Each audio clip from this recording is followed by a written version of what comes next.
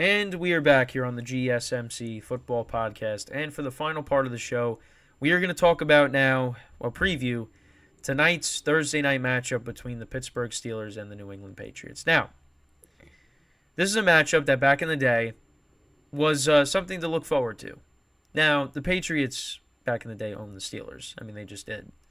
But at least it was something exciting to look forward to. You know, you had Tom Brady, Ben Roethlisberger going at it. Again, that was something that you looked forward to. But it's now,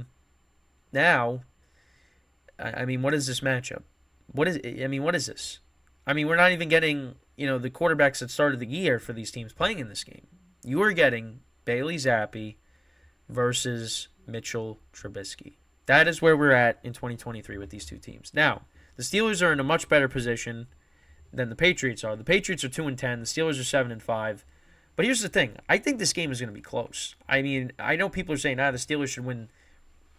Some people are like, the Steelers should cover the number. Right now, the spread opened at 6.5. Now it's down to 5.5. I'm taking the 6.5 points. I am. I mean, I took it against the Chargers, and the Chargers won 6-0. The Patriots' defense, isn't bad, but their offense is just horrible. And on top of that, you got Ramondre Stevenson, who's probably their best player on offense. He's hurt. He's not in this game. He got hurt in the Chargers game. So when you look at their offensive rankings, so passing yards per game, the Patriots are 27th. The Steelers are 30th. Rushing yards per game, the Steelers are 14th. The Patriots are 21st. And then points per game. The Steelers are 28th, and the Patriots are ranked dead last in the NFL. So you figure this is going to be a low-scoring game because the over/under right now is 30. So we could see another game. We could see. I mean, this game there might not be a touchdown in this game. I mean, there probably still will be, but then again, I mean, Chargers only won 6-0, and the Chargers' offense is much better than the Steelers' offense. At least on paper. Then on the defensive side of things, the Patriots are 14th against the pass. The Steelers are 20th. Patriots are 3rd against the run. Steelers are 22nd. The Steelers have, done a better job running the ball, with Jaylen Warren and Najee Harris. Last week was kind of tough just because they were down, against the Cardinals. Points allowed, the Steelers are 6th, and the Patriots are 15th. There's going to be no Kenny Pickett in this game. Mitchell Trubisky is going to get the start. These teams did play early last year. The Patriots actually won that game. Let me go back to that. Need to refresh my my memory here with the Steelers and the Patriots. So that game, final score of that game was 17-14. So we could see a score similar to that, maybe even less. We'll go through. I'll actually look at the box score here. So, with that game, so Mac Jones went 21-35, 252 yards, 1 touchdown, 1 pick, QBR of 56.7, and a quarterback rating of 79.7. Damian Harris was their leading rusher, who is no longer with them, of course. He's with the Bills. 71 yards rushing, a touchdown. Ramondre Stevenson had 47 yards on the ground. Nelson Aguilar was their leading receiver. He had 110 yards receiving and a touchdown. Jacoby Myers, 95 yards receiving. Kendrick Bourne. Wow. A lot of these players are not on the team anymore. Aguilar isn't. Jacoby Myers isn't. Kendrick Bourne is out for the year with the torn ACL. Damian Harris is with the Bills now. Lil Jordan Humphrey is not there anymore. I didn't even know he was on the Patriots. I know he's on the Broncos now. I'm pretty sure. Ramondre Stevenson's hurt. You got Devontae Parker and Hunter Henry. Jonnu Smith's not on the team anymore. So, different offense as opposed to last year. And even at quarterback, too. For the Steelers, Mitchell Trubisky had a 37.6 QBR and a 73.8 quarterback rating.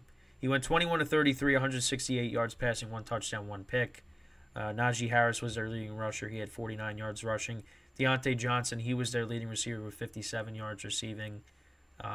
Chase Claypool was still on the team last year. Everybody else, was still there. Warren, Freiermuth, Pickens, they'll all be playing tonight. But yeah, I mean, kind of expecting more of the same tonight. Just it's going to be a mess. I mean, Ezekiel Elliott's going to be the leading rusher for the Patriots. In this game. Man, how far these two teams have fallen. Even though the Steelers are still in a playoff spot, they got a chance to do something this year. I mean, they probably won't, but they could at least make the playoffs. The Patriots, I mean, they're 2-10. They're 2-10. How is that possible?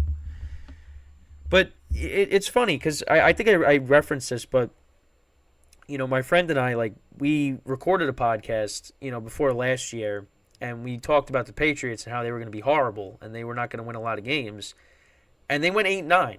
This year, I mean, they're 2-10, so we were 1 year early on that.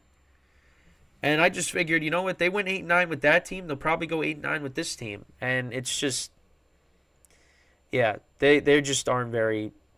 Not that they're just not very good, they're terrible.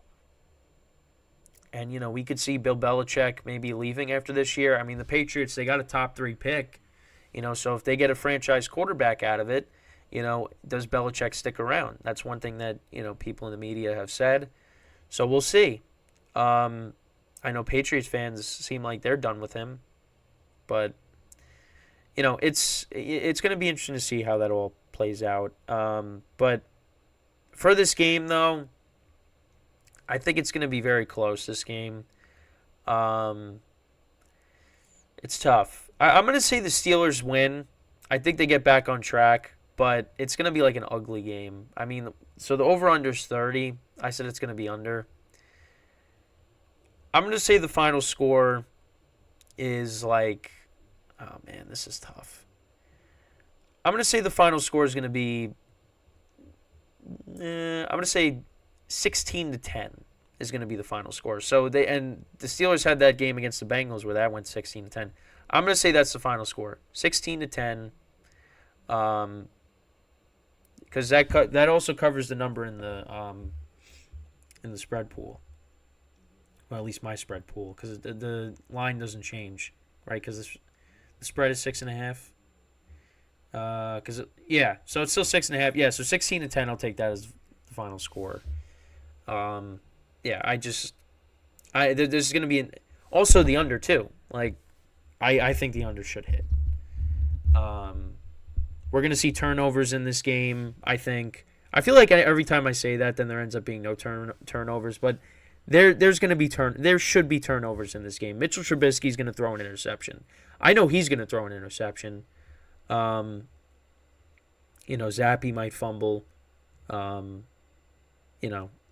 mean, listen, people thought, Bailey Zappi, they went on the road against the Browns last year and they won. He came in relief for Mac Jones against the Bears, and he was he rejuvenated the offense even though they still lost that game. So it looked like, hey, maybe Zappi might be. They almost beat the Packers in Lambeau last year with Zappi at quarterback. It was like, hey, maybe Zappi might be something. No, that has not been the case. But I think also you just got to look at what they have around them. I mean, they just don't have a lot of talent around them. They don't. What the Patriots did in the offseason, they went and signed Mike Gesicki, Ezekiel Elliott, and Juju Smith-Schuster.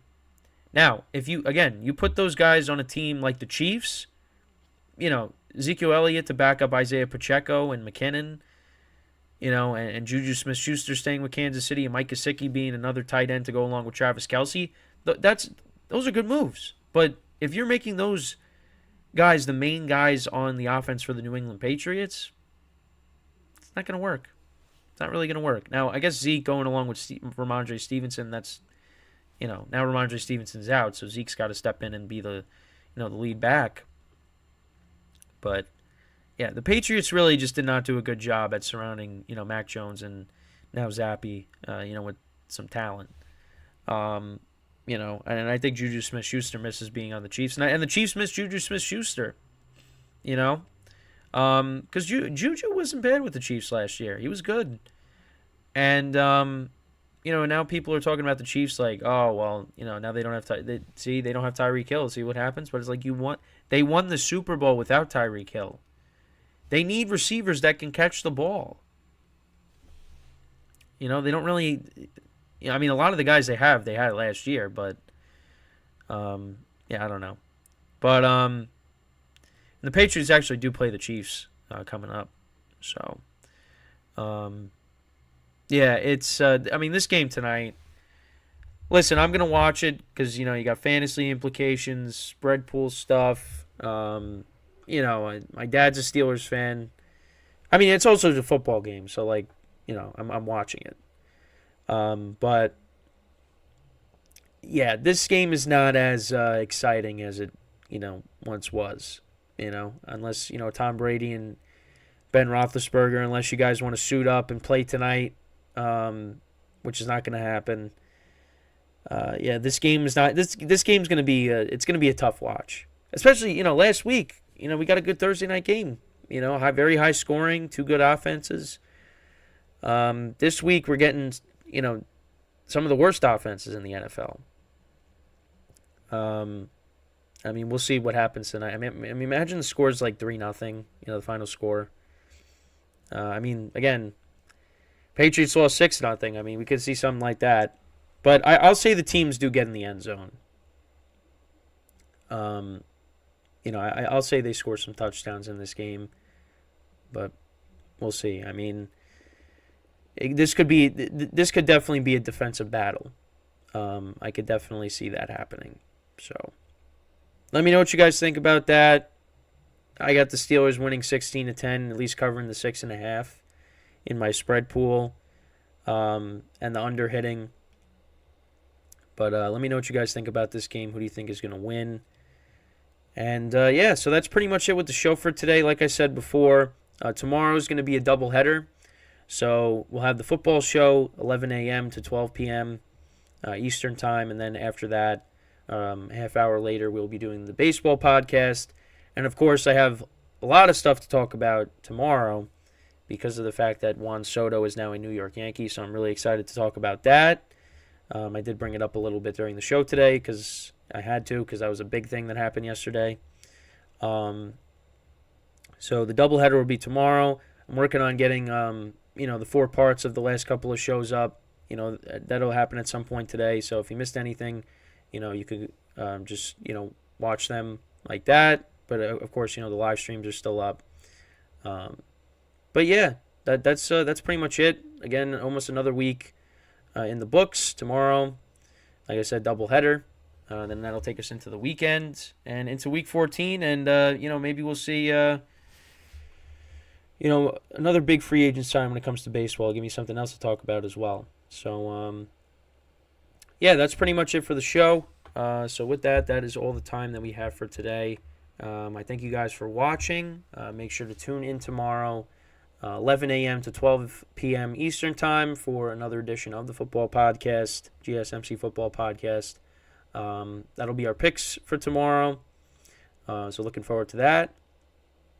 And then, of course, the baseball show will be after that. So until then, I'm Kenneth Gruenfelder signing off from the GSMC Football Podcast, brought to you by the GSMC Sports Network. Have a good day. Try to enjoy the game tonight. And I will see you guys tomorrow. Take care.